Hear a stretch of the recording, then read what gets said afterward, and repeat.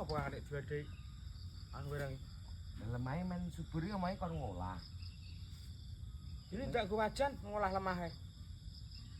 Lah mbokne nek ngolah-olahi nganggo wajan. Sing maksud diolah iki lemah diolak-walik dipupuk ngono lho. Ngono to, Mbah? Mangkane mjet ndi.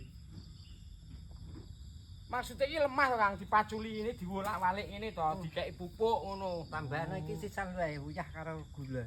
Nah, lak diolah. Oh iki dicaruk. Bola kudu brengsek kabeh terangane. Uyahe. Uyahe lho. Tuwean rene sing kalap, tuwean mlumpuk rene sing kalap. Uyahe. Ora enek sing kalap tuwean.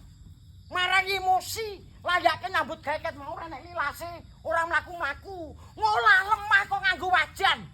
Aperket loro-lorone tak tonyo glosor kowe. Kisik wae. Ora sah. Wis ora. Mun aku.